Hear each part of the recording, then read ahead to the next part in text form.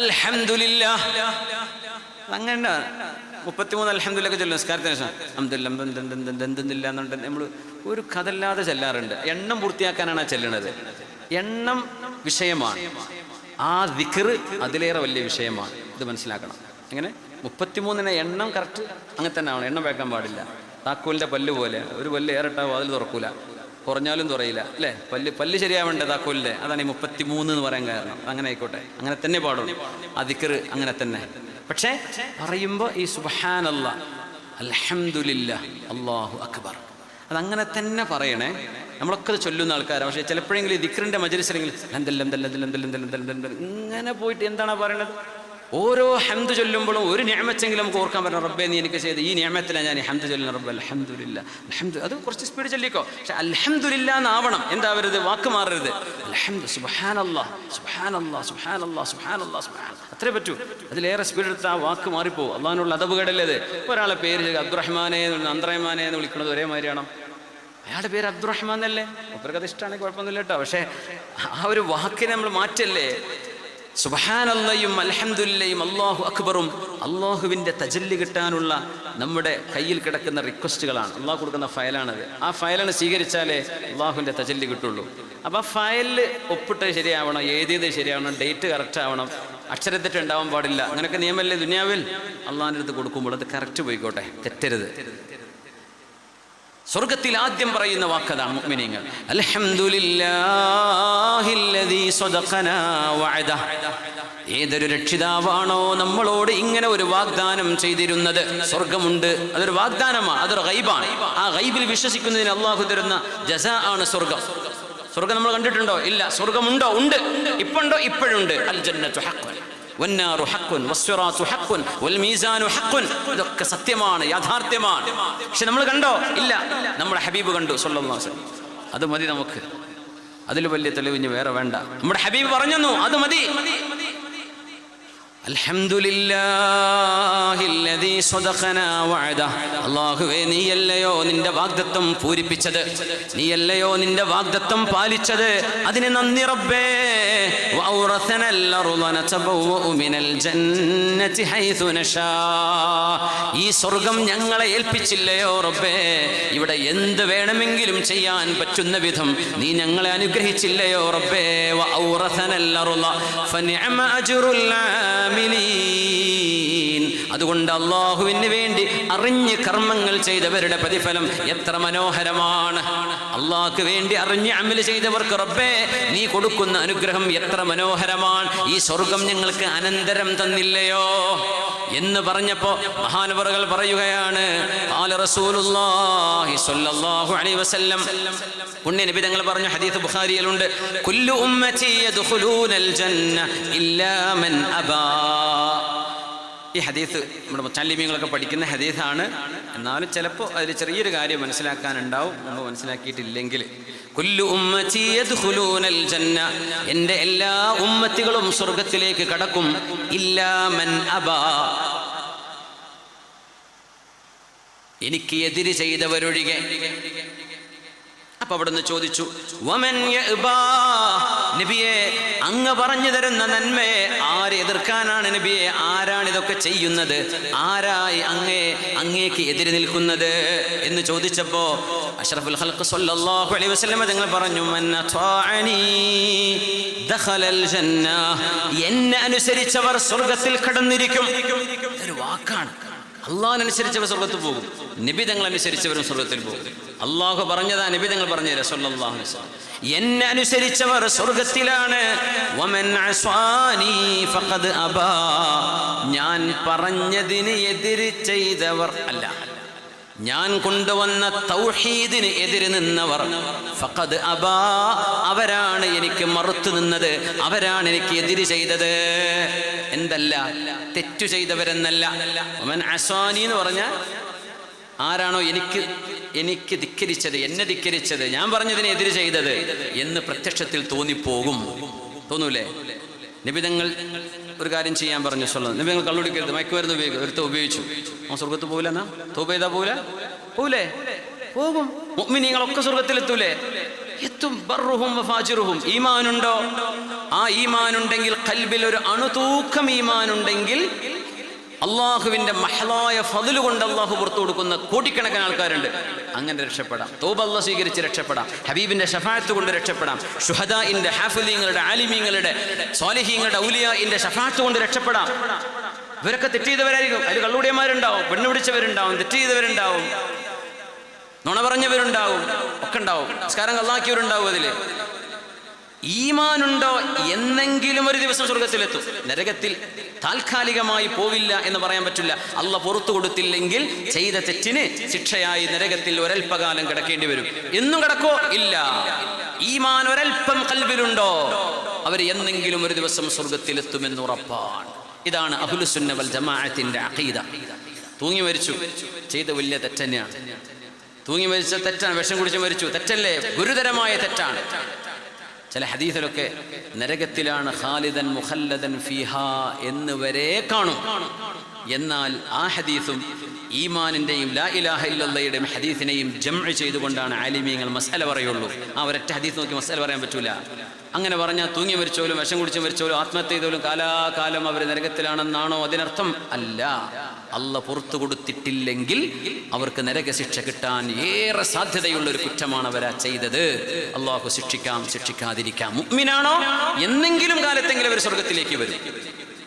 പക്ഷെ ആ ഹദീസിന്റെ നേരെ അർത്ഥം നോക്കി ഒരാൾക്ക് വെറുതെ വാദിക്കാം.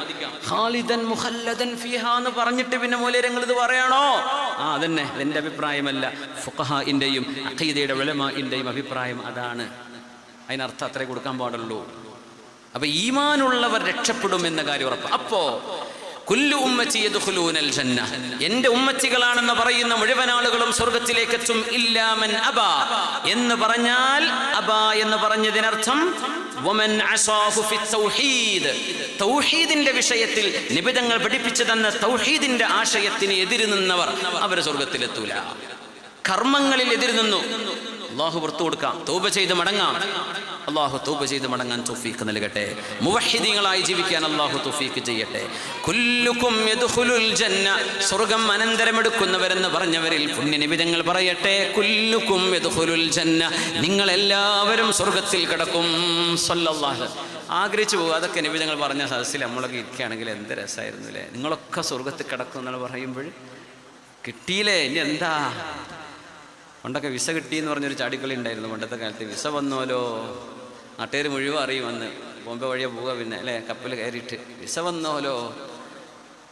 സ്വർഗത്തേക്കുള്ള ടിക്കറ്റ് കിട്ടും നിബിധങ്ങളെ പറഞ്ഞാൽ. അതിനുള്ള അധികാരം നിബിധങ്ങൾക്ക് അള്ളാഹ് കൊടുത്തിട്ടുണ്ട്. സ്വല്ലല്ലാഹു അലൈഹി വസല്ലം വേണ്ടവരെ പിടിച്ച് കയറ്റാനുള്ള അധികാരം പുണ്യ നബിക്ക് അള്ളാഹ് കൊടുത്തിട്ടുണ്ട്.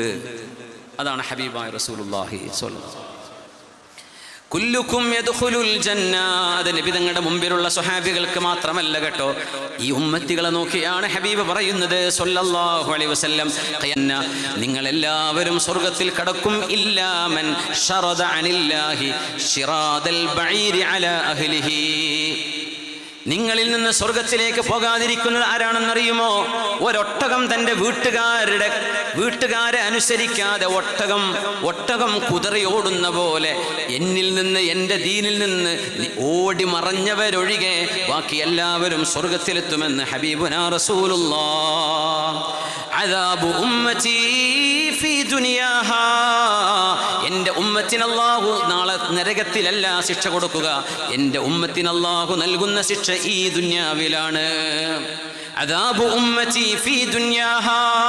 ഇവിടെ വരുന്ന ടെൻഷനൊക്കെ നിയമങ്ങളിൽ, പിന്നെ ഏക സിവിൽ കോഡ് വരുമോ, NRC വരുമോ? അല്ലാഹു ഇവിടെ ഉണ്ടെങ്കിൽ പിന്നെ എന്താണ് നിങ്ങൾ ഈ പേടിക്കണത്? എന്തിനാണ് ഈ പേടി? പടച്ച തമ്പുരാനുള്ളൊരു ലോകത്ത് എന്തിനാ ഈ പടപ്പുകൾ പേടിക്കണത്? പടപ്പാണോ ഇതിനെ നിയന്ത്രിക്കുന്നത്? പടപ്പുകളാണോ നിയന്ത്രിക്കുന്നത്? ആണോ അല്ലയോ? അല്ല. ആരാ നിയന്ത്രിക്കുന്നത്? അതിൻ്റെ അർത്ഥം ലാ ഇലാഹ ഇല്ലല്ലാഹ്.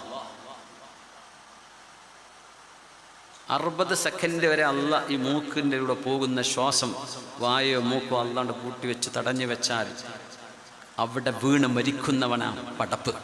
ഈ പടപ്പ് എല്ലാം കൊണ്ടുവന്ന് നടക്കുന്നുണ്ടോ? അള്ളാഹുവിൻ്റെ ഖളാഉം തഖ്ദീറും ഉണ്ടെങ്കിൽ, അത് റബ്ബിൻ്റെ ഒരു ഇബ്തിലാവും പരീക്ഷണവും അള്ളാഹു ഈ ഉമ്മത്തിന് എഴുതി വെച്ചിട്ടുണ്ടെങ്കിൽ അത് സംഭവിക്കും. അത് ആരെ കൊണ്ടും നടക്കാൻ പറ്റില്ല.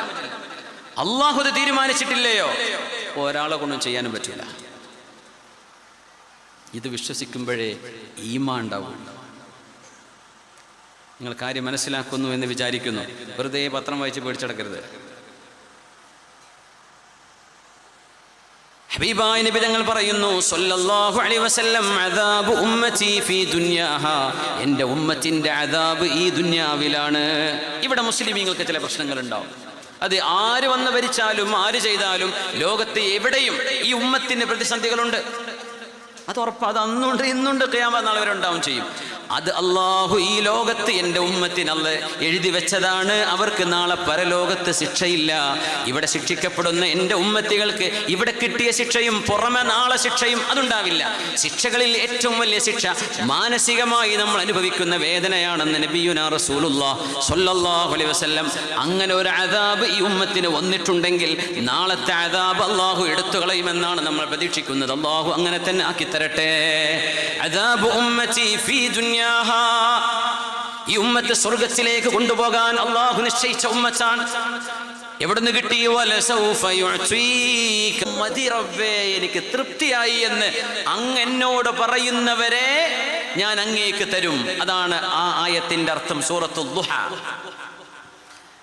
അലി ഇബ്നു അബീ ത്വാലിബ് റളിയല്ലാഹു തആല അൻഹു കൂഫയിലേക്ക് വന്നപ്പോൾ കൂഫക്കാരോട് ചോദിച്ചു പോൽ, കൂഫക്കാരെ, അയ്യുൽ ആയത്തി അർജാ ഫീ കിതാബില്ലാഹ്, ഖുർആനിലെ ഏറ്റവും അള്ളാഹുവിൻ്റെ കരുണ അള്ളാഹ് നമ്മളെ കൊടുക്കൂല, അള്ളാഹ് നമ്മളെ രക്ഷപ്പെടുത്തി തരും എന്നൊക്കെ പറയുന്ന ആശയമുള്ള ആയത്ത് ഏതാണ് നിങ്ങളുടെ അഭിപ്രായത്തിൽ? അപ്പോൾ അവിടെ ഒരുപാട് ആലിമീങ്ങൾ ഇരിക്കുന്നുണ്ട്. അവർ പറഞ്ഞു, നഅദ്ദുഹു, ഞങ്ങൾ വിചാരിക്കുന്നത്,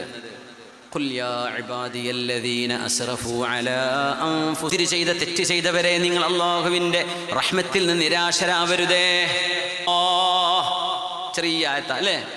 ഈ ആയത്ത് അതിൻ്റെ ഒരു ഹദീസും കൂടെ ചേർത്ത് മനസ്സിലാക്കിയാൽ ഏറ്റവും വലിയ റജാ, അള്ളാഹു നമ്മളെ രക്ഷപ്പെടുത്തും. നമ്മൾ എന്തൊക്കെ മോശക്കാരാണെങ്കിലും അള്ളാഹു നമ്മളെ ഒഴിവാക്കൂല, അള്ളാഹു നമ്മളെ ചേർത്ത് പിടിക്കും. സാരമില്ല, പടച്ചവൻ നമുക്ക് പുറത്തു തരും എന്ന പ്രതീക്ഷ നൽകുന്ന ആയത്താണിത്. മനസ്സിൽ കൊത്തിവെച്ചോളൂ. വലസൗഫ യുഅ്തീക റബ്ബുക ഫതറല്ലാ. എന്താ അതിനർത്ഥം? നബിയേ, അള്ളാഹു അങ്ങേക്ക് തരും. അങ്ങ് തൃപ്തിപ്പെടുന്നവരെ. അതിപ്പോ എങ്ങനെയാ നമുക്കാവുക? നബി തങ്ങൾ കൊടുക്കുന്നല്ലേ പറഞ്ഞിട്ടുള്ളൂ, നമുക്ക് കിട്ടുന്നു പറഞ്ഞില്ലല്ലോ ആയത്തിൽ. തങ്ങൾ തൃപ്തിപ്പെടുന്നവരെ കൊടുക്കുന്നല്ലേ പറഞ്ഞത്. തങ്ങൾ എപ്പോഴാ തൃപ്തിപ്പെടുക? അത് നബി തങ്ങൾ പറഞ്ഞു തന്നിട്ടുണ്ട് സല്ലല്ലാഹു അലൈഹി വസല്ലം. ഹബീബായ തങ്ങൾ പറയാം, ലാ യർളാ,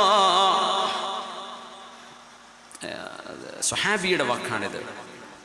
അബ്ദുല്ലാഹി ഇബ്നു യസീദ് റളിയല്ലാഹു അൻഹു നബി തങ്ങളെ കുറിച്ച് പറയാം, തങ്ങൾ പറഞ്ഞു കൊടുത്തത്, ലാ യർളാ മുഹമ്മദുൻ സ്വല്ലല്ലാഹു അലൈഹി വസല്ലം വവാഹിദുൻ മിൻ ഉമ്മതിഹി ഫിന്നാർ. എൻ്റെ ഉമ്മത്തികളിൽ ഏതെങ്കിലും ഒരാൾ നരകത്തിലുണ്ടെങ്കിൽ ഞാൻ തൃപ്തിപ്പെടൂല റബ്ബേ. എന്ന് പറഞ്ഞാൽ ഈ ഉമ്മത്തികളിൽ, അഷ്റഫുൽ ഖൽഖിന്റെ ഉമ്മത്തികളിൽ അവസാനത്തെ മെമ്പർ പോലും നരകത്തിൽ നിന്ന് കരകയറിയാലേ ഞാൻ വരെ ഹബീബ് തൃപ്തിയാവില്ല. അങ്ങനെ ഹബീബ് തൃപ്തിയാകുന്നവരെ അള്ളാഹ് കൊടുക്കും എന്നല്ലേ പറഞ്ഞത്? ഹബീബ് ചോദിച്ചത് കൊടുക്കുമെന്ന് പറഞ്ഞില്ലേ? അതുകൊണ്ട് അവസാനത്തെ ആള് പോലും രക്ഷപ്പെടുമെന്നാണ് അതിൻ്റെ അർത്ഥമെന്ന് അഷ്റഫുൽ ഖൽഖ് റസൂലുള്ളാഹി സ്വല്ലല്ലാഹു അലൈഹി വസല്ലം. അതുകൊണ്ട് ഖുർആനിൽ ഏറ്റവും പ്രതീക്ഷ നൽകുന്ന ആയത്ത് ഇതാണെന്ന് അലി ഇബ്നു അബീ ത്വാലിബ് റളിയല്ലാഹു അൻഹു. അവസാനിപ്പിക്കല്ലേ? 12 മണി. നമ്മൾ എത്ര മണിക്കാണ് തുടങ്ങിയത്? 10 മണിക്കാണ്. ബിസ്മില്ലാ. നിർത്താനായോ? ഇവിടെ ദുആ വസിയത്തുകൾ വന്നുകൊണ്ടിരിക്കേണ്ട. ഇൻഷാ അല്ലാഹ് എല്ലാവർക്കും വേണ്ടി ദുആ ഇറക്കാം. ഇവിടെ ഒരു കുട്ടിയുടെ ചെലവിലേക്ക് 27,000 രൂപ ഉപ്പാൻ്റെ പാരത്രിക ജീവിതം റാഹത്തിലാൻ വേണ്ടി ദുആ ഇറക്കാൻ വേണ്ടി പറഞ്ഞിട്ടുണ്ട്. അല്ലാഹു ഉപ്പാക്ക് മോൻ ചെയ്ത ഈ സ്വതഖ നൂറായി, വെളിച്ചമായി, ഹസനത്തായി അല്ലാഹു എത്തിച്ചു കൊടുക്കട്ടെ. ആമീൻ യാ റബ്ബൽ ആലമീൻ. അപ്പോൾ നമുക്ക് 13 കുട്ടികളായി, ഇപ്പോൾ 14 എന്ന് വിചാരിക്കുക. ഇനി ഒരു 21 കൂടെ വേണം, അല്ല 121 അല്ലേ? പഠിച്ചോനെ, ആരെങ്കിലും ഒന്ന് കൈവയ്ക്കട്ടെ. നമ്മുടെ വളണ്ടിയേഴ്സൊക്കെ ഇവിടെ ഇല്ലേ? ഉണ്ടോ? ഒന്ന് കൈവയ്ക്കട്ടതാ. മാഷാ അല്ലാ. നിൽക്കി നമ്മുടെ മുച്ചാലിമികൾ വളണ്ടിയേഴ്സ് ഒന്ന് വരണ ഉള്ളിലേക്ക് ഒരു ഇടയിലൊക്കെ പോയി നിൽക്കി. അവർ കൈ കാണിക്കുമ്പോൾ ഒന്ന് പോയി നമ്പർ ചെയ്തെടുത്ത് വരിക. പെട്ടെന്ന് ഒരു 5 മിനിറ്റ് അവർക്ക് നിയ്യത്ത് ചെയ്ത് കഴിഞ്ഞാൽ അതിന് ചിലപ്പം ദ്വാൻ്റെ നേരമാകുമ്പോൾ കുറച്ചും കൂടെ നമുക്ക് വിഷയം സംസാരിക്കണം. ഇത് അവർ കൈ പൊക്കുമ്പോൾ അവരടുത്തേക്ക് പോണേ. ബിസ്മില്ലാ, പേരും നമ്പർ മാത്രം എടുത്താൽ മതി, ഒന്നും പിന്നെ പറയണ്ട. ബാക്കിയൊക്കെ പിന്നെ. മാഷാ അല്ലാ, മാഷാ അല്ലാ. നമ്മുടെ സുഹൃത്ത്, നമ്മുടെ വൈദ്യം കുട്ടിക്കണ്ട, ഒരു കൊല്ലത്തിലൊക്കെ കൊടുത്താൽ മതി. നമ്മുടെ സുഹൃത്തിൻ്റെ എൻ്റെ കൂടെ ഇന്നലെ മിനിഞ്ഞാന്ന് ഞങ്ങൾ സലാല യാത്രയിലായിരുന്നു. നമ്മുടെ വൈദ്യുട്ടി സാഹിബ്, അല്ലാഹു തആല അവരുടെ ഉദ്ദേശങ്ങളൊക്കെ പൂർത്തിയാക്കി കൊടുക്കട്ടെ. ഒരാൾ വേഗം പോയിട്ട് അവിടെ അറ്റൻഡ് ചെയ്യണി. പിന്നെ ഒന്ന് കൈപൊക്കിയാട്ടെ. ഒരു കുട്ടിക്ക് ഒരു വർഷത്തേക്കുള്ള മഹാനായ തൃപ്പനച്ചി ഉസ്താദിൻ്റെ മഹാനവറുകളുടെ സ്ഥാപന ഉസ്താദിൻ്റെ കൊടിമരമാണിത്.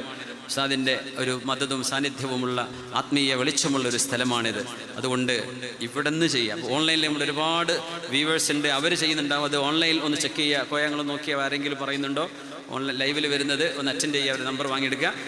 നിങ്ങൾ ബിസ്മില്ലാഹിർ റഹ്മാനിർ റഹീം ഒന്ന് കൈപൊക്കിയാട്ടെ. ഒരു കുട്ടിക്ക് 27,000 കൊല്ലം കൊണ്ട് കൊടുക്കാൻ നിയ്യത്ത് ചെയ്തവർ ബിസ്മില്ലാ ഒന്ന് കൈപൊക്കി. മക്കൾ ഒന്ന് ചെന്ന് അറ്റൻഡ് ചെയ്യണം വേഗം.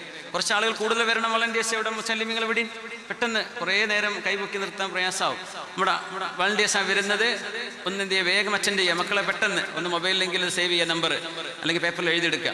ഒരു കുട്ടിയുടെ ഒരു വർഷത്തേക്ക് അള്ളാഹു തആല സ്വീകരിക്കട്ടെ, അള്ളാഹ് കബൂലാക്കട്ടെ. ഇത് നിങ്ങൾക്ക് മുത്താലിം ഉസ്താദേ, ഇത് അവിടെ ഒരാൾ എഴുതിയോ, നമ്മൾ എഴുതിയോ? അടുത്ത ആൾ ആരാണ്? ബിസ്മില്ലാ.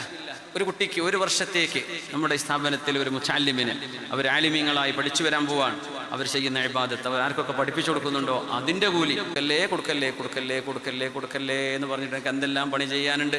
ഇതൊക്കെ ഏറ്റെടുത്താൽ എന്താകും? ആ ഇബ്ലീസുകളെ വകഞ്ഞു മാറ്റിയാലേ ഇത് കൊടുക്കാൻ പറ്റുള്ളൂ എന്നാ. ഉള്ളവർക്ക് തന്നെ കൊടുക്കാൻ പറ്റൂല. പിടിച്ച് കൽബൊക്കെ കയറി പിടിക്കുന്ന ശൈത്താന്മാർ കൊടുക്കല്ലേ എന്ന് പറഞ്ഞിട്ട് അതിനെ മറികടന്ന് കൊടുക്കാൻ പറ്റുള്ളൂ. ആ തൗഫീഖുള്ളവരുണ്ടെങ്കിൽ ഞാൻ 1 മിനിറ്റ് കൂടെ സമയം അത്രേ ഞാൻ തരുള്ളൂ. അതിനുള്ളിൽ കൈവക്കാൻ പറ്റുന്ന ഒരു കൈവക്കിക്കോളി. ഈ സദസ്സിൽ പ്രത്യേക ദുആ ഉണ്ടാവും. ബിസ്മില്ലാ. ഉദ്ദേശം പൂർത്തിയായാ കൊടുക്കുന്നവരാണത്. നിങ്ങൾക്ക് പൈസ ഉണ്ടെങ്കിൽ കൊടുത്തോളി, അള്ളാഹു അത് പൂർത്തിയാക്കി തരും ഇൻഷാ അല്ലാഹ്. അൽഹംദുലില്ലാ. പിന്നെ ഒരിടത്ത് പൈസ ഒന്നും ഇല്ല, വലിയ പ്രയാസത്തിൽ. അപ്പോൾ മുറാദ് ഹാസിലായാൽ കൊടുക്കും, അത് നല്ല നിയ്യത്ത. അൽഹംദുലില്ലാ, അള്ളാഹു പൂർത്തിയാക്കി കൊടുക്കട്ടെ. നമ്മുടെ മുഷ്താഖ് ഗൗഡ മാഷാ അല്ലാഹ്, അള്ളാഹു തൗഫീഖ്. വേറെ ആരൊക്കെയാണ്? 10 സെക്കൻഡ് കഴിഞ്ഞു. ഒന്ന് കൈപൊക്കി നിൽക്കും. ബിസ്മില്ലാ. ഒന്ന് കൈപൊക്കി കൊടുക്കും. നമ്മുടെ സഹോദരിമാരുടെ ഭാഗത്തുണ്ട്, അവിടെ അറ്റൻഡ് ചെയ്യണം. അവിടെ ഒരാളുണ്ട്. മാഷാ അല്ലാഹ് തബാറക റഹ്മാൻ. നിങ്ങളൊരു പേര് നമ്പർ എഴുതിയെടുക്കി ലാസ്റ്റ് ഇങ്ങോട്ട് തന്നാൽ മതി. ദുആ ചെയ്യുന്ന സമയത്ത് കാണിച്ചു തന്നാൽ മതി ഇൻഷാ അല്ലാഹ്. ഒന്ന് കൈപൊക്കി. ഇവിടെ ആരും കാണുന്നില്ലല്ലോ റബ്ബേ. നിങ്ങൾക്കൊണ്ട് പറ്റാത്തത് കൊണ്ടാണെങ്കിൽ അള്ളാഹു നിങ്ങൾക്ക് സമ്പത്തിൽ ബർക്കത്ത് തരട്ടെ. സമ്പത്തൊക്കെ ഉണ്ട്, പക്ഷേ കൊടുക്കാൻ തോന്നണില്ല. അള്ളാഹു നിങ്ങൾക്ക് തൗഫീഖ് തരട്ടെ. അത്രയും ദ്വാരക്കുള്ളൂ ഇൻഷാ അല്ലാഹ്. പറ്റുന്നവർ ചെയ്ത് 2 നിലക്ക് ഇവിടെ സുഹൃത്ത് അവിടേക്ക് മാഷാ അല്ലാഹ്, അള്ളാഹു സ്വീകരിക്കട്ടെ. അള്ളാഹു അക്ബർ. അള്ളാഹു. ഇനി ആരാണ്? ബിസ്മില്ലാ. എനിക്ക് കാണുന്നിടത്തൊക്കെ ഞാൻ നോക്കുന്നുണ്ട്. കൈ പൊക്കണൊക്കെ ഒന്ന് കൈ പൊക്കണേ, അപ്പോഴേ അറിയുള്ളേ. വേഗം ഉണ്ടോ? നിങ്ങൾ കൊടുക്കണ്ട? അല്ല, അറ്റൻഡ് ചെയ്യാൻ പോവാണ്. അൽഹംദുലില്ലാ. ആരെങ്കിലും അവിടെ ബാക്കിലുണ്ടോ? ഇല്ല. നീ കൈ പൊങ്ങാത്തൊരവസ്ഥ ഉണ്ടെങ്കിൽ അള്ളാഹ് കയ്യിന് ശിഫ തരട്ടെ. ആമീൻ യാ റബ്ബ്. ഞാൻ നിർത്തി. ഈ പരിപാടി എന്നെ കൊണ്ട് പറ്റൂല എന്ന് ഞാൻ പറയണതാ. സലാം ബാക്കി ഉസ്താദിനോട് പറഞ്ഞത് അങ്ങനെ ചെയ്യാം. ഞാൻ പറഞ്ഞത് ദാറുൽ ഞാൻ ചെയ്യാറുണ്ട്, നമ്മളെ കോളേജ് നമ്മളെ പേരല്ലേ, ബാക്കിയുള്ളടത്ത് ഞാൻ ചെയ്യാറില്ല. ഞാൻ പറഞ്ഞു ഇതെങ്ങാനും കണ്ട അടുത്ത പരിപാടിക്കാർ നിങ്ങൾ അവിടെ പിരിച്ചിക്കണല്ലോ, നമുക്ക് എന്നെ കൊണ്ട് ഇത് പറ്റൂല, അതന്നെ വിഷയമാണ്. അതുകൊണ്ട് എനിക്കൊരു നല്ല മൈക്ക് തരണം, ഞാൻ വേള പറഞ്ഞുതരാം. നല്ല മൈക്ക്. അപ്പോൾ കുറച്ച് ചിലവ് വേറെ ഉണ്ടാവും, കുറച്ച് ഇത്ര സൗകര്യമുള്ള മൈക്ക് വേണമെന്ന് ഞങ്ങൾ പറയാറുണ്ട്. അതിൽ ഒരു വെറുപ്പും സംഘടന വിചാരിക്കരുത്. അപ്പോഴേ ഇത് പറയാൻ കഴിയുള്ളൂ, അല്ലെങ്കിൽ തളർന്ന് ഇരുന്നു പോകും. അല്ലെങ്കിൽ നാളെ എൻ്റെ ജോലിക്ക് എനിക്ക് അറ്റൻഡ് ചെയ്യാൻ പറ്റില്ല. നമ്മൾ ഈ ഇടയ്ക്ക് ഒരു 24 മണിക്കൂറിനാണ് നാട്ടിൽ വരിക. അടുത്ത സ്ഥലം പിന്നെ സ്കൂളാണ്. എനിക്ക് ആ ഉസ്താദിൻ്റെ സൗണ്ട് എനിക്കുണ്ടാവില്ല, എൻ്റെ ഒച്ച ചെറുതാ. അപ്പോൾ എനിക്ക് പറ്റിയ മൈക്കിങ്ങൾ തരണേ, ഇത്രയേ പറയാറുള്ളൂ. പിന്നെ ഞാൻ പറയും പിരിക്കൂല. ഞങ്ങൾ കഴിഞ്ഞ നമ്മൾ ആലപ്പുഴ അപ്പുറത്തൊരു സ്ഥലത്ത് ഞങ്ങൾ പോയി. ഈ 2 മഹാന്മാർ അവിടെ ഉണ്ടായിരുന്നു. പക്ഷേ വണ്ടിക്ക് പൈസ കൊടുക്കണ്ടേ? ഒരു ഇത്ര ട്രെയിനിന് ടിക്കറ്റ് ആയിട്ടുണ്ട്, കാറിന് ഇത്ര. ഓല് പറഞ്ഞു ഉസ്താദ് പിരിക്കുന്നാണ് ഞങ്ങൾ വിചാരിച്ചത്. ഉസ്താദ് പിരിച്ചില്ലല്ലോ, അതുകൊണ്ട് നിങ്ങൾ തന്നെ പോവുക, പൈസ തരൂലാറിന്. ഞാൻ പറഞ്ഞു ഈ മക്കൾക്ക് കൊടുക്കി, ഇവർ ഈ പെട്ടി സാധനം എടുത്ത് ആലപ്പുഴ വരെ അത്രയും ദൂരം യാത്ര ചെയ്ത് വരല്ലേ. അവൻ്റെ കൂടെ നമ്മുടെ ഡ്രൈവറുണ്ട്, ഞാനും 2 പോവാ. അവർക്ക് ഇപ്പോൾ ചിലവില്ലേ? അതൊക്കെ ഞാൻ എടുത്തു കൊടുത്ത് എൻ്റെ അടുത്ത് എന്താ ഉണ്ടാവുക? ആരൊക്കെയോ പറയലുണ്ട് പല നോണി, ഉസ്താദിന് ഇത്ര ലക്ഷം ശമ്പളം ഉണ്ട്, പച്ച നോണേ മക്കളെ. അങ്ങനെയൊക്കെയാണെങ്കിൽ ഇവിടെ എവിടെ എത്തിയിട്ടുണ്ടാവും. നമ്മളൊരു അധ്യാപകനാണ്, ജോലി ചെയ്ത് ജീവിക്കുന്ന അധ്യാപകനാണ്. ഒരു അധ്യാപകന് സ്കൂളിൽ എത്ര ശമ്പളം ഉണ്ടാവുമെന്ന് അറിയാലോ? അതന്നെ ഉള്ളൂ. എന്നല്ലാതെ ഇവിടെ കുറേ കണക്ക് ഓടുന്നുണ്ടെന്ന് ഞാൻ കേട്ടിട്ടുണ്ട്. ഉസ്താദിന് അത്ര ലക്ഷമാണ് ഒക്കെ ഉണ്ടെങ്കിൽ യാ റബ്ബി എന്തല്ല. ഞാൻ തന്നെ ഒറ്റക്ക് ഖുർആൻ കോളേജ് നടത്തൂലേ, അല്ലെങ്കിൽ ഇൽമിൻ്റെ സ്ഥാപനം നടത്തൂലേ. അപ്പോൾ അതൊന്നുമില്ല, നമ്മളെ കൊണ്ട് പറ്റൂല. അതിൻ്റെ സംഘാടകരാണ് അതിന് തഹമ്മുല് ചെയ്യൽ. അപ്പോൾ അങ്ങനത്തെ ഒരു വിഷയത്തിലൂടെ അപ്പോൾ ചില പലയിടത്തൊക്കെ അപശബ്ദങ്ങൾ വരും. എന്താ ആ മൈക്ക്, എന്താ ഉസ്താദിന് ഇത്ര ഡിമാൻഡ്? അത് ഇതുകൊണ്ടാണ്. അത് പറ്റുമെങ്കിൽ ചെയ്താൽ മതി. എന്ത് ചെയ്യണം? നിങ്ങൾ ബുദ്ധിമുട്ടാണ്ട് അവർ ചെയ്ത പോലെ ഉസ്താദ് പിരിക്കാത്തതുകൊണ്ട് നിങ്ങൾക്ക് വണ്ടിക്കൂലിയും തരൂല. ഈ സാധുക്കൾക്ക് ചെറിയൊരു പൈസക്കാണ് അവർ നഷ്ടത്തിന് അവിടെ വന്നത്. അതിൽ പോലും ചങ്കിന് പിടിച്ച് മുഴുവൻ പൈസ കൊടുത്തില്ല. എന്താ ഉസ്താദ് പിരിച്ചിരുന്ന ഞങ്ങൾ വിചാരിച്ചത്? ഞാൻ ചോദിച്ചു, മക്കളെ നിങ്ങൾ എന്നോട് പിരിക്കാൻ പറഞ്ഞോ? ഉസ്താദ് പിരിക്കൂല എന്ന് ആദ്യം ഉസ്താദിൻ്റെ സെക്രട്ടറി പറഞ്ഞിട്ടുണ്ട്, പിരിക്കൂല. അത് കഴിയൂല, നടക്കൂല, നടന്നാൽ വിജയിക്കൂല. അപ്പോൾ ഇത്ര ആൾക്കാർ ആരപ്പോൾ 2-3 ആളപ്പോൾ കൈവക്കിയത് അയ്യബല്ലേ അതൊക്കെ. അപ്പോൾ ഞാൻ പരിപാടി ചെയ്യാറില്ല. അപ്പോൾ നിങ്ങളത് പ്രതീക്ഷിച്ച് എന്നെ വിളിക്കും വേണ്ട, ഞാൻ വേദ പറഞ്ഞുതരും, എനിക്കുള്ള അറിവ് ഞാൻ പറഞ്ഞുതരും. അത് പൊരുത്താണെങ്കിൽ മാത്രം എന്നെ വിളിച്ചാൽ മതി. കുറച്ച് ചിലവൊക്കെ ഉണ്ടാവും, ടിക്കറ്റും കാര്യമൊക്കെ എടുക്കുമ്പോൾ. ആ ഒരു ഇത്തിഫാക്കിലാണ് ഇത് പോണത് കേട്ടോ. അപ്പോൾ അതുകൊണ്ട് ആരും വിഷമം വിചാരിക്കരുത്, ഞാൻ നിങ്ങൾക്ക് വേണ്ടി പറഞ്ഞതല്ല. ഇത് ചില ആളുകൾ എന്ത് ചെയ്യുന്നുണ്ട്, അങ്ങനെ വിഷയങ്ങൾ അറിയാത്തത് കൊണ്ട് തെറ്റിദ്ധരിക്കുന്നുണ്ട്. അതുകൊണ്ട് പറഞ്ഞ വിജയിക്കുമോ? ഈ മഹാനോട് പറഞ്ഞ വിരിക്കാൻ ദാറുൽ ഉസ്താദാണ്, വലിയ മുഹിബാണ്, വലിയ വയലൊക്കെ പറഞ്ഞു. മാഷാ അല്ലാഹ്, ഉസ്താദിൻ്റെ എന്താ പറയുക, ചോരയാണ്, കുടുംബമാണ്. അല്ലാഹു ആഫിയത്തും ദീർഘായുസ്സും നൽകട്ടെ. ആമീൻ യാ റബ്ബൽ ആലമീൻ. വന്നിക്കണോ? വന്നിട്ടുണ്ട്, അൽഹംദുലില്ലാ. ബാപ്പുജി വന്നതല്ലേ? ഞാൻ വേദ പറയട്ടെ. പിരിവ് നിർത്തിയേ? അൽഹംദുലില്ലാ, അൽഹംദുലില്ലാ. ഞാനിത് കേട്ടിട്ട് ഞാൻ പിരിവിന് വിളിക്കുകയും ചെയ്യരുത്, ദയവ് ചെയ്തിട്ട്. ഓൺലൈനിൽ പറയുന്നോട് പറയണേ. അതുകൊണ്ട് ഇൻഷാ അല്ലാഹ് അയ്ബാക്കരുത്, അയ്ബാക്കരുത്. അതൊക്കെ പറ്റുന്ന ഉസ്താദന്മാരുണ്ട്, അവരെ ചെയ്ത് നിങ്ങൾ കൊടുക്കുകയും ചെയ്യും, എനിക്കറിയാം. ചില നാടകങ്ങളൊക്കെ ഉണ്ടാകാറുണ്ട്. ഒരുത്തരം ഇജ്ജ് പറയണം 5 ലക്ഷം എന്ന് ആദ്യം, ഇജ്ജ് കൊടുക്കൊന്നും വേണ്ട, അതൊന്നും ചെയ്യാൻ പാടില്ല. അതൊക്കെ ഖുദ്അത്താണ്, വഞ്ചനയാണ്, ചെയ്യാൻ പാടില്ല. ആത്മാർത്ഥമായിട്ട് കൊടുക്കാൻ പറ്റുന്നത്. കുറേ ആൾക്കാർ കൊടുത്തു എന്ന് പറഞ്ഞിട്ടോ, സലാം ബാക്കി ഉസ്താദ് പറഞ്ഞു, അൽഹംദുലില്ലാ. പിന്നെ ഉസ്താദിൻ്റെ പരിപാടിക്ക് ഒരു ബേജാറില്ല. അത് ഈ റൂസ് തീരുന്നതിന് മുമ്പ് തന്നെ ഈ കുട്ടികളെ കാര്യമൊക്കെ റെഡി ആവും. അത് തൗഫീഖ് ഉണ്ടെങ്കിൽ നമ്മൾ സദസ്സ് തന്നെ ആവും, ഇല്ലെങ്കിൽ ഇൻഷാ അല്ലാഹ് പൂർത്തി അള്ളാഹു തൗഫീഖ് ചെയ്യട്ടെ, അള്ളാഹു തൗഫീഖ് ചെയ്യട്ടെ. അലാ ഇന്ന ഔലിയാ അല്ലാഹി ലാ ഖൗഫുൻ അലൈഹിം വലാ ഹും യഹ്സനൂൻ الذين آمنوا وكانوا يتقون. അലാ അറിയണമേ, ഇന്ന ഔലിയാ അല്ലാഹ്, അല്ലാഹുവിൻ്റെ ഔലിയാക്കന്മാർ, ലാ ഖൗഫുൻ അലൈഹിം വലാ ഹും യഹ്സനൂൻ. اللهم اجعلنا منهم اللهم اجعلنا منهم اللهم اجعلنا منهم. അലാ അറിയണമേ, ഇന്ന ഔലിയാ അല്ലാഹ്, അല്ലാഹു ഏറ്റെടുത്തവർ, അല്ലാഹുവിനെ സ്നേഹിച്ചവർ, അല്ലാഹുവിലേക്ക് ഷൗഖുള്ളവർ. അബ്ദുല്ലാഹി ഇബ്നു അബീ സക്കരിയ ദിമഷ്കി, ഞാൻ ഇപ്പം മരിക്കാൻ കൊതിക്കുന്നു എന്ന് പറഞ്ഞില്ലേ, ഷൗഖാണത്, ഹുബ്ബാണത്. ആരൊക്കെയാണോ അല്ലാഹുവിൻ്റെ ആളുകളായവർ, ലാ ഖൗഫുൻ അലൈഹിം, അവർക്ക് ഒന്നും പേടിക്കേണ്ടതില്ല, വലാ ഹും യഹ്സനൂൻ, അവർക്കൊന്നും സങ്കടപ്പെടേണ്ടതുമില്ല. ആരാണ് ഈ ഔലിയാക്കളെന്ന് മഹാന്മാരായ സ്വഹാബിമാർ ഹബീബായ നബിയോട് ചോദിക്കുകയാണ് സ്വല്ലല്ലാഹു അലൈഹി വസല്ലമ തങ്ങളെ, ആരാണിവർ? ഖുർആൻ ഒരു ഡെഫിനിഷൻ തന്നു, അല്ലദീന ആമനൂ വകാനൂ യത്തഖൂൻ. മഹാനായ തൃപ്പരച്ചി അല്ലാഹുവിൻ്റെ വലിയാണെന്ന്, വല്ലാഹു ഹസീബുഹു. പക്ഷേ നമ്മളതാണ് വിചാരിക്കുന്നതും മനസ്സിലാക്കിയതും നമുക്ക് ബോധിച്ചതും. വല്ലാഹു ഹസീബുഹു. എന്തുകൊണ്ട് നമ്മൾ അങ്ങനെ വിചാരിച്ചു? അതിന്റെ കാരണം പറയാം. ആരാണ് ഔലിയാക്കൾ എന്ന് നബി തങ്ങൾ ഇതിന് മറുപടി പറയുന്നു സ്വല്ലല്ലാഹു അലൈഹി വസല്ലം, അല്ലദീന യുദ്കറുല്ലാഹു ബിദിക്രിഹിം. അവരെ പറ്റി പറയുമ്പോൾ അല്ലാഹുവിനെ പറ്റി പറയുന്ന അവസ്ഥ വരും, അവരാണ് ഔലിയാക്കന്മാർ. അവരെ പറ്റി പറയുമ്പോൾ നമുക്ക് അള്ളാഹിനെ ഓർമ്മ വരിക. അവിടുത്തെ ഉറൂസ്, അവിടുത്തെ ദിക്ർ, അവിടുത്തെ മജ്ലിസ്, അവിടുത്തെ സ്വലാത്ത്, അവിടുത്തെ ജലാലിയ റാത്തീബ്, അവിടുത്തെ മൻഖൂസ് മൗലൂദ് ഓതുന്നത്, അവിടുത്തെ ഖുർആൻ പാരായണം, ഖത്മ് ചെയ്യുന്നത്, ഇതൊക്കെ അല്ലാഹുവിന്റെ ഇബാദത്തല്ലേ. അല്ലദീന യുദ്കറുല്ലാഹു ബിദിക്രിഹിം. അവരെ പറ്റി പറയുമ്പോൾ അല്ലാഹുവിനെ പറ്റി ഓർമ്മപ്പെടുത്തപ്പെടുന്നുണ്ടോ എങ്കിൽ അവർ അല്ലാഹുവിന്റെ ഔലിയാക്കന്മാരാണ്. ആരാണ് ഔലിയാക്കൾ? വേറെ റിവായത്തിൽ നബി തങ്ങൾ പറയുന്നത് അല്ലദീന ഇദാ റുഊ, അവരുടെ മുഖം കണ്ടാൽ, യുദ്കറുല്ലാഹു ലിറുയതിഹിം, അവരെ കണ്ടാൽ അല്ലാഹുവിനെ ഓർമ്മ. പടച്ചവനെ, അല്ലാഹുവിന്റെ ഔലിയാക്കളിൽപ്പെട്ട മഹാൻ, പടച്ചവനെ എന്തോ ഒരു ഭാഗ്യമുള്ള മഹാൻ, പടച്ചവനെ അവരുടെ പൊരുത്തം കിട്ടണേ ഞങ്ങൾക്ക്, പടച്ചവനെ ഈ മഹാനെ ഒന്ന് കൈപിടിക്കാൻ കിട്ടണേ. ഇങ്ങനെ അല്ലാഹുവിനെ ഓർമ്മ വരുന്നുണ്ടോ? ആരെങ്കിലും കണ്ടാൽ അവർ അല്ലാഹുവിന്റെ ഔലിയാക്കന്മാരാണ്. ഒന്ന്, ഒരുപാട് ആശയങ്ങൾ പറയാൻ പോയാലും ആദ്യത്തേത് ഇതാണ്, കണ്ടാൽ അള്ളാഹിനെ ഓർമ്മ വരും. അങ്ങനത്തെവർ അല്ലാഹുവിന്റെ ഔലിയാക്കന്മാരാണ്. ഖീല ലിറസൂലില്ലാഹ്, ഹബീബായ നബി തങ്ങളോട് ചോദിച്ചിട്ടുണ്ട്, മൻ ഔലിയാഉല്ലാഹ്, ഈമാനുള്ളവരും തഖ്വയുള്ളവരും. ഖുർആൻ തന്നെ പറഞ്ഞു അല്ലദീന ആമനൂ വകാനൂ യത്തഖൂൻ, സൂറത്ത് യൂനുസ്.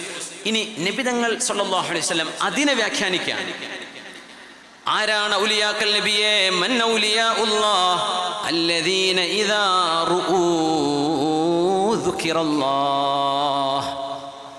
ചില ആളുകളെ കണ്ടാൽ, അവരുടെ മുഖം കണ്ടാൽ, അവരെ പറ്റി കേട്ടുകഴിഞ്ഞാൽ, അവരെ സ്മരിക്കപ്പെട്ടു കഴിഞ്ഞാൽ, ദുകിറല്ലാഹ്, അവിടെ അള്ളാഹുവിനെ ഓർമ്മിക്കപ്പെടും. അവരാണ് അള്ളാഹുവിൻ്റെ ഔലിയാക്കന്മാർ. മഹാനായ അബ്ദുല്ലാഹി മുബാറക് എന്നവർ കിതാബു സുഹുദിൽ ഈ ഹദീസ് ഉദ്ധരിച്ചു. ഖാല റസൂലുള്ളാഹി സ്വല്ലല്ലാഹു അലൈഹി വസല്ലം, ഹബീബായ നബി തങ്ങൾ ഹജ്ജത്തുൽ വിദാഅ്, നബി തങ്ങൾ സ്വല്ലല്ലാഹു അലൈഹി വസല്ലം ഉമ്മത്തികളോട് യാത്ര ചോദിച്ച ഖുതുബയാണത്.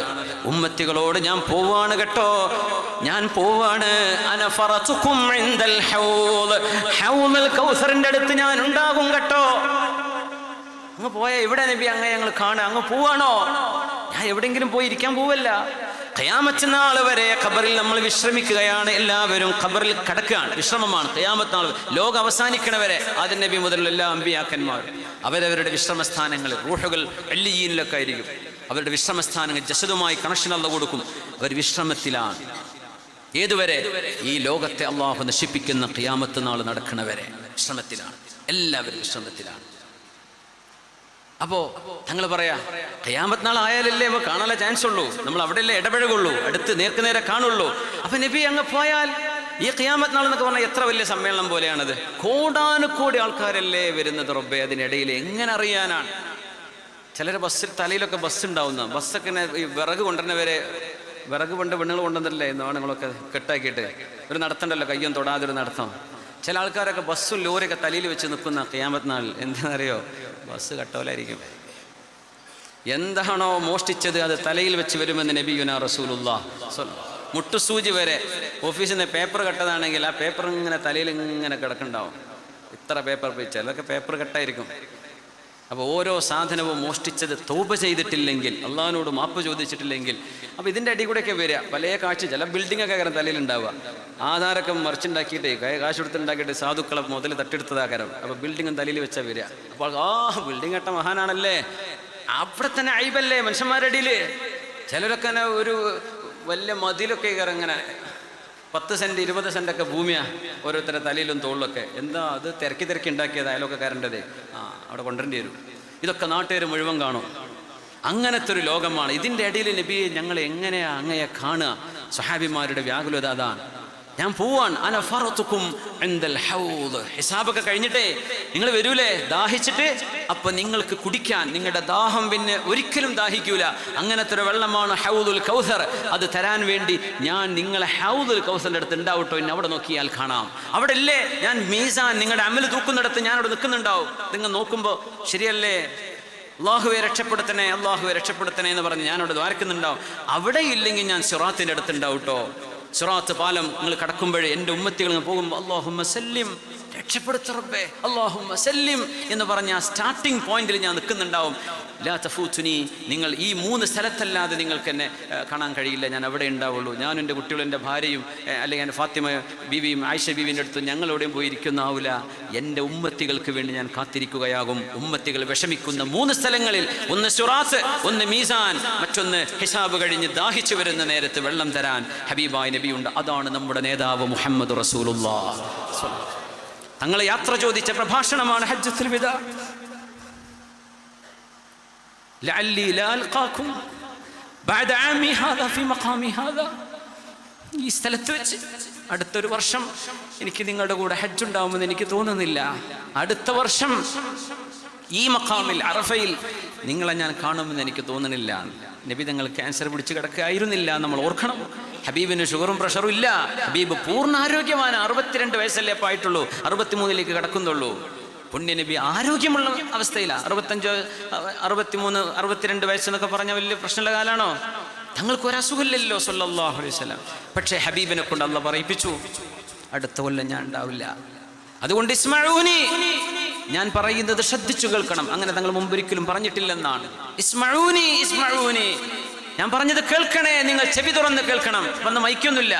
സഹാബിമാർ മുബല്ലിഗീങ്ങളാ. തങ്ങൾ പറഞ്ഞ അടുത്ത ആൾ വിളിച്ചു പറയും. ഹറമിൽ കണ്ടിട്ടില്ലേ ഇമാം അല്ലാഹു വെക്കുന്ന അല്ലാഹു അക്ബർ അല്ലേ, ഇമാം സമിഅ അല്ലാഹു ലിമൻ ഹമിദ വെക്കുന്ന റബ്ബനാ വലക്കൽ ഹംദ് ഹറമിൽ നിസ്കരിക്കുമ്പോൾ കണ്ടിട്ടില്ലേ? ഇല്ലേ? മുബല്ലിഗ്, അത് തങ്ങളുടെ കാലത്തുള്ള സംവിധാനം. മൈക്കില്ലായിരുന്നു വന്ന്. അപ്പോൾ സ്വഹാബികൾ ഏറ്റു പറഞ്ഞു കൊടുക്കും. അതാണ് ഇമാമിന്റെ ബാക്കിൽ ആയിരക്കണക്കിന് ആൾക്കാരുണ്ട്, ബാക്ക് കേൾക്കൂല. അപ്പോൾ തൊട്ട് ബാക്കിലുള്ള ആൾ ഒന്ന് ഉറക്കെ പറയും. അത് കുറച്ചൊരു 50 സൊഫിന്റെ അപ്പുറത്ത് വേറൊരാൾ ഉറക്കെ പറയും. അങ്ങനെ പറഞ്ഞു കൊടുത്തുകൊണ്ട് അത് പോവുക. അപ്പോൾ സ്വഹാബികൾ നിശബ്ദരായി കേട്ടുകൊണ്ടിരിക്കുകയാണ്.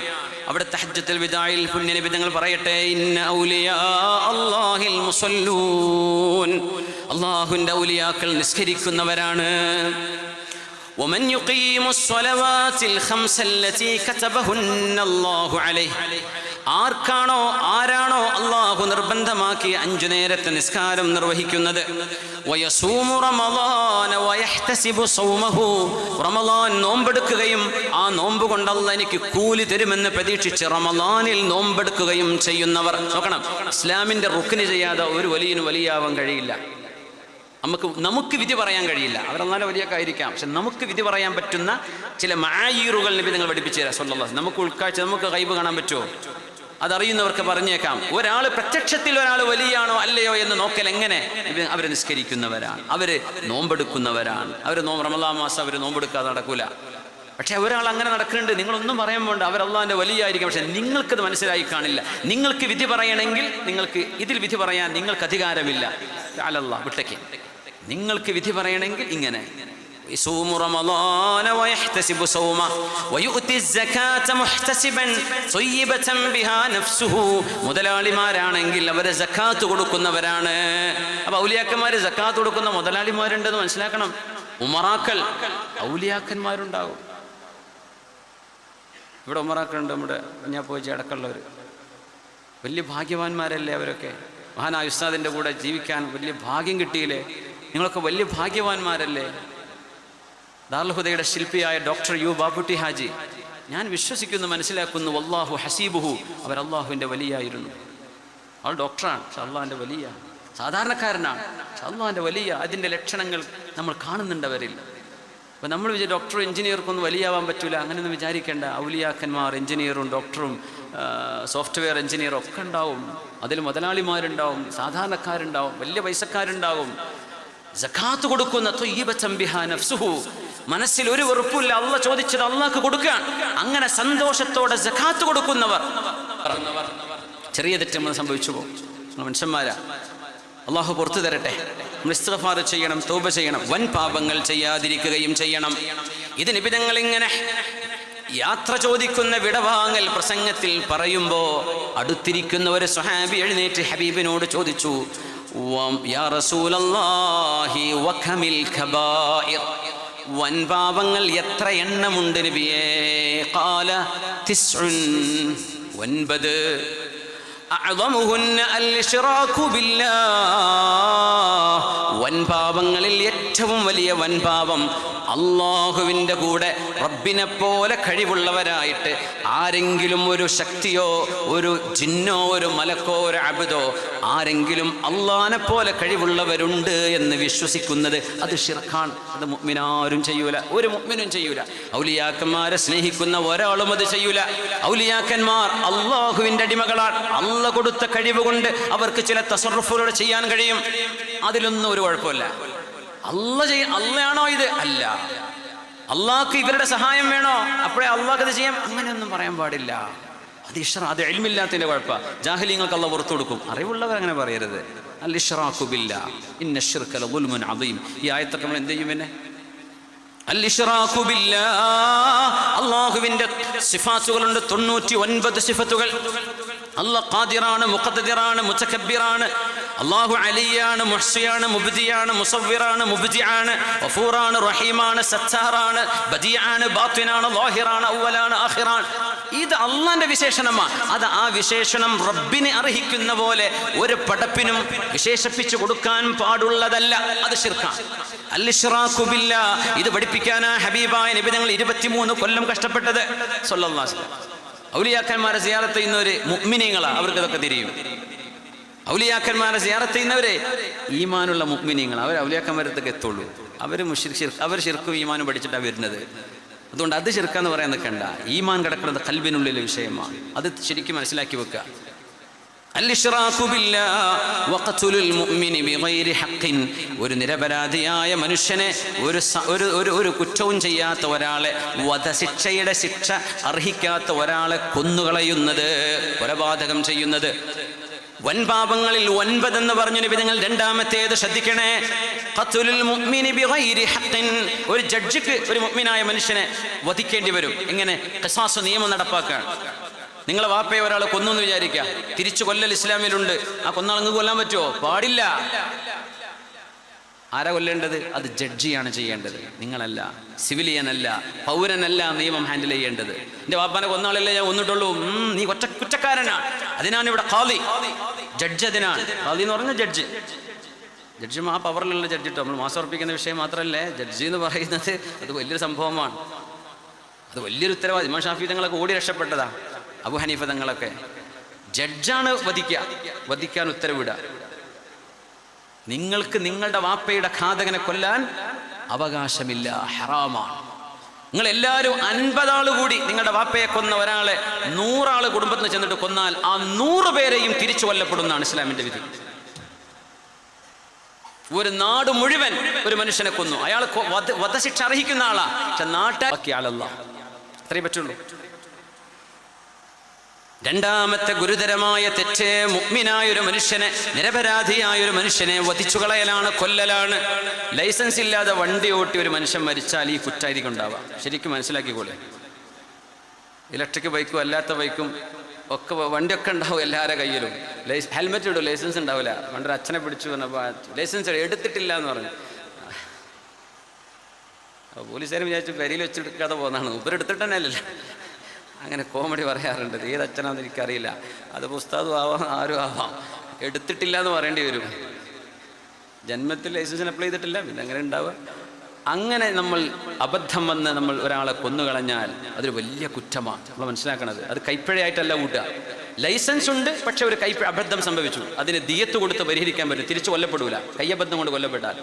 പക്ഷേ നമ്മൾക്ക് ഡ്രൈവ് ചെയ്യാൻ യോഗ്യതയില്ലാതെ, മക്കളെ കണ്ടല്ലോ വാപ്പാൻ്റെ വണ്ടി എടുത്തൊരു ഇറക്കം, അങ്ങനെ ഇതിലെ പോലീസൊന്നും വരൂലല്ലോ. കഷ്ടകാലത്തിന് ഒരു കുട്ടി മദ്രസ ഇട്ട് പോകുന്നുണ്ട്, അല്ലെങ്കിൽ ഒരു കുട്ടി റോഡ് മുറിച്ച് കിടക്കുന്നുണ്ട്, തട്ടി ആ കുട്ടി മരിച്ചു. ഈ പാപഭാരം എവിടെ കൊണ്ടുപോയി വെക്കും? കൊലപാതകത്തിൻ്റെ കുറ്റമാണത്. അതുകൊണ്ട് ശ്രദ്ധിക്കണം, നിയമങ്ങൾ പാലിച്ചേ പറ്റൂ. ട്രാഫിക് നിയമങ്ങൾ പാലിക്കാനുള്ളതാ. മസാലിഹുൽ മുർസലിയുടെ ഭാഗമായിട്ട് ഫുഖഹാക്കൾ പറയതിന് അത് നിയമമാണ്, മസ്ലഹത്തിനുള്ള, ജനങ്ങളുടെ മസ്ലഹത്തിനുള്ള വിഷയമാണ്. അത് ജീവന് ഹിഫ്ളുൻ നഫ്സ്. രണ്ടാമത്തെ വിഷയം അതാണ്. മൂന്നാമത്തേത് വൽ ഫിറാറു മിനസ് സഹ്ഫ്. ഹബീബായ തങ്ങളുടെ അവസാനത്തെ പ്രഭാഷണത്തിലാണ് നബി തങ്ങൾ ഇത് പറയുന്നത്. അവിടെയാണ് ചോദ്യം വന്നത്, ഖമിൽ കബായിർ, എത്ര എണ്ണമാണ് നബിയെ വൻപാപങ്ങൾ? അവിടുന്ന് പറഞ്ഞു, ഒന്ന് അൽ ഇശ്റാഖു ബില്ലാഹ്, അള്ളാഹുവിനെ കൂടാതെ മറ്റ് ദൈവങ്ങളെ ആരാധിക്കലോ, അള്ളാഹുവിൻ്റെ കഴിവുകൾ മറ്റാളുകൾക്ക് ഉണ്ടെന്ന് വാദിക്കലോ വിശ്വസിക്കലോ, അത് ശിർക്കാണ്. രണ്ടാമത്തേത് നിരപരാധിയായ ഒരു മനുഷ്യനെ കൊന്നുകളയുന്നത്. ആ കൊലപാതകം നിരപരാധി അല്ലെങ്കിൽ കൊല്ലാൻ പറ്റുമോ? നിങ്ങൾക്ക് കൊല്ലാൻ പറ്റില്ല, കോടതിക്ക് പറ്റും, വിധി പറയാൻ പറ്റും. മൂന്നാമത്തേത് വൽ ഫിറാറു മിനസ് സഹ്ഫി, നിങ്ങൾ പട്ടാളത്തിൽ ജോലി ചെയ്യുന്ന ആളാണ്.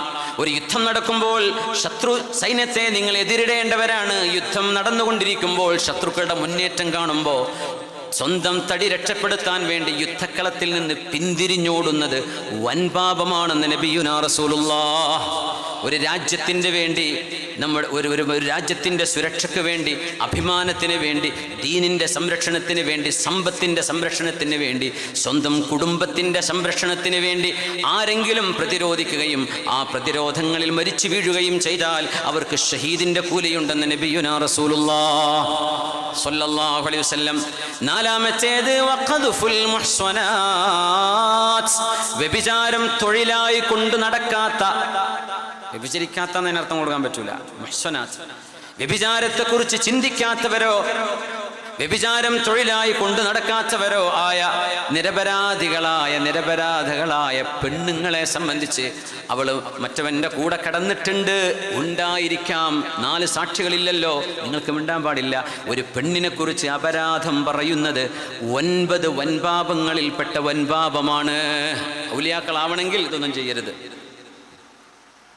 ഗൾഫുകാരൻ അവൻ്റെ പെണ്ണിനെ പറ്റി ഇങ്ങനെ പറയുന്നത് ആരും ചോദിക്കാനും പറയാനുമില്ല. ആ സാധു നാട്ടിൽ കൊന്നാക്കുക, അതൊന്നും നാട്ടിൽ നടക്കുന്ന ചർച്ച ആ സാധുവിനെ അറിയില്ല. ലീവിൽ വന്ന് 2 മാസം നിന്ന് പോകും. ആൾക്കാരൊക്കെ ഇങ്ങനെ അടക്കി പിടിച്ച് ചിരിക്കുക.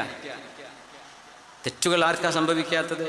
ഒരു തെറ്റ് വ്യഭിചാരം പോലൊരു കുറ്റം 4 സാക്ഷികൾ പച്ചയിൽ കണ്ടാൽ മാത്രമേ ഒരു ജഡ്ജിയോടത് പറയാൻ പറ്റുള്ളൂ. നാട്ടുകാരോട് പറയാനുള്ള സമയം അപ്പോഴും ആയിട്ടില്ല, ഫേസ്ബുക്കിൽ പോസ്റ്റ് ചെയ്യേണ്ട സമയവും ആയിട്ടില്ല. ഒരു ജഡ്ജിയോട് ഇന്നാള് വ്യഭിചരിച്ചു, അവർക്ക് വ്യഭിചാരത്തിൻ്റെ ശിക്ഷ കൊടുക്കണമെന്ന് പറയണമെങ്കിൽ വിശ്വസ്തരായ 4 പേര് കാണണം. അപ്പോൾ വീഡിയോ ഒരു സാക്ഷിയുടെ സ്ഥാനത്തെ ആവുള്ളൂ. ഇപ്പോൾ മനസ്സിലാവുക എന്താ അള്ളാഹ് പറയണത്? ആ വിഷയത്തെപ്പറ്റി ചർച്ച നടക്കരുത്. വീഡിയോ കണ്ട 10 ആളോ 1000 ആളും കണ്ടതിന് തുല്യമല്ലേ? നമ്മുടെ ലോജിക്ക് പ്രകാരം ശറഇൽ ഫിഖ്ഹിൽ ഒരു വീഡിയോ ഒരു ഷാഹിദയോ 4-3 ആൾ വേറെ കിട്ടണം. അതുവരെ മിണ്ടാൻ പാടില്ല. 4 ആളുണ്ട്, മിണ്ടാൻ പറ്റുമോ? മിണ്ടാം, കോടതിയിൽ ജഡ്ജിന്റെ മുമ്പിൽ. നാട്ടുകാരോട് പറയാൻ പറ്റുമോ? ശരിക്കും ശ്രദ്ധിച്ചോളി. നമ്മളറിയാതെ ഒരുപാട് ആളുകളുടെ അഭിമാനം പിച്ചു ചീന്തുന്നത് വൻപാപങ്ങളാണ് നമ്മൾ ചെയ്തുകൊണ്ടിരിക്കുന്നത്.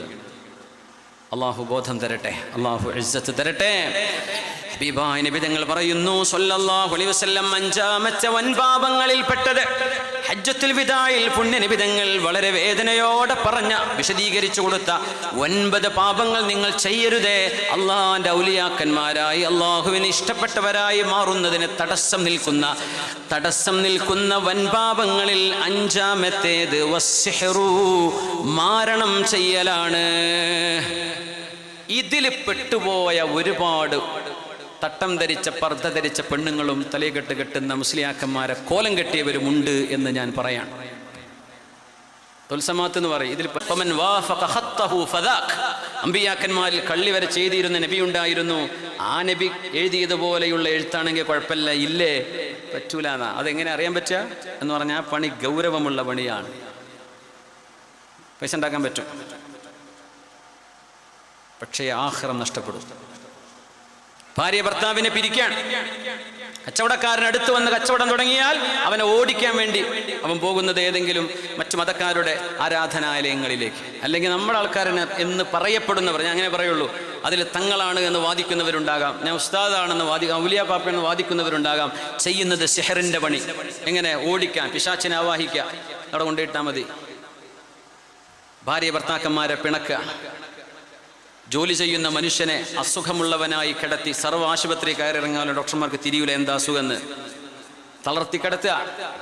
സ്വന്തം അമ്മായിമ്മ വ്യഭിചരിച്ചത് കണ്ണുകൊണ്ട് കണ്ടതിൻ്റെ പേരിൽ സ്വന്തം മരുമോളെ മയ്യത്ത് പോലെ സിഹർ ചെയ്തുകൊണ്ട് കിടത്തിയൊരു ഉമ്മുണ്ട്. അവൾ മിണ്ടാൻ പറ്റണില്ല, പെണ്ണിന് സംസാരിക്കാൻ പറ്റണില്ല, മെലിഞ്ഞു ഉണങ്ങി, ജീവനുണ്ട് തടിയിൽ, ഒരു ചികിത്സയും വലിക്കണില്ല. എന്തേ? അമ്മായിമ്മ അവൾ മുണ്ടരുത്, അതിനെ പറ്റി പണി ചെയ്തോളൂ, എത്ര പൈസ ഞാൻ തരാം. ഇതൊക്കെ നാട്ടിൽ നടക്കുന്നുണ്ട്. സ്വന്തം ഖബറാണുങ്ങൾ തീയാക്കി മാറ്റുന്നത് ഉമ്മമാരെ. എന്തുകൊണ്ട് ഉമ്മമാരെ ഞാൻ പറയുന്നറിയോ? സിഹർ ചെയ്യുന്ന പെണ്ണുങ്ങൾ, നഫ്സുകൾ എന്ന് ഖുർആൻ പറഞ്ഞത്. പെണ്ണുങ്ങൾക്ക് ഇതിന് കുറച്ച് ടെൻഡൻസി കൂടുതലാണ്. എന്നാൽ ഞാൻ കാണിച്ചു തരാം. മുപ്പത്തിരി വിചാരിക്കും 37 കറാമത്തായി നടക്കണതെന്നാ, പച്ച സിഹർ ചെയ്തിട്ട്. അള്ളാനെ പേടിച്ചോളി. നിങ്ങൾ ഇവിടെ ജയിച്ചേക്കും, നിങ്ങളുടെ ശത്രുവിനെ തകർക്കാൻ നിനക്ക് പറ്റിയേക്കും. നിങ്ങളുടെ അയൽവാസിയായ ചെറുക്കൻ ജോലി നഷ്ടപ്പെട്ട് ഖുറൂജ് അടിപ്പിച്ച് മലർക്ക് സർവ്വം നഷ്ടപ്പെട്ട് അവന്റെ സർവ്വ സമ്പത്തും ഇരിക്കക്കൂരയും വിറ്റ് തെരുവിലടങ്ങി പിച്ചതണ്ടി നടക്കേണ്ട അവസ്ഥയിൽ നിങ്ങൾ അവരെ സിഹർ കൊണ്ട് ഉപദ്രവിക്കുന്നുണ്ടാകാം. അത് നിങ്ങൾക്ക് വിജയിച്ചിട്ടുമുണ്ടാകാം. അള്ളാഹുവിന്റെ കോടതിയിൽ നിങ്ങൾ റബ്ബ് പൊരിച്ചു തീർക്കും. ശരിക്കും മനസ്സിലാക്കിക്കോളെ. സിഹർ സത്യമാണ്, അത് അന്ധവിശ്വാസമൊന്നുമല്ല. ഇന്ന സിഹ്റ ഹഖ്ഖുൻ, ഖുർആൻ സൂറത്തുൽ ബഖറയിൽ ചർച്ച ചെയ്ത വിഷയമല്ലേ അത്? സിഹർ സത്യമാണ്, അത് നിഷേധിക്കാൻ നിൽക്കണ്ട. അത് നിഷേധിക്കുന്ന ചില ആൾക്കാർ ഇപ്പോൾ ലൈവിൽ കമന്റിലൊക്കെ വരും, ചിലപ്പോൾ തിരിയാത്തതുകൊണ്ടാണ്. അത്രേ പറയുള്ളൂ. സിഹർ ഹഖാൻ, അത് ഫലിക്കുമ്പോഴേ അറിയുള്ളൂ ഇതിൻ്റെ കാര്യം. ഇത് ചെയ്യാൻ 1000-2000 രൂപ മതി. തീർക്കണമെങ്കിൽ ലക്ഷങ്ങൾ കൊടുക്കേണ്ടി വരും. കയറിയിറങ്ങി പടിയിറങ്ങി എവിടെയാ പഠിച്ചവൻ, ആരുടെ അടുത്തേക്കാ പോവാ? മാറുന്നില്ല, അസുഖം മാറുന്നില്ല.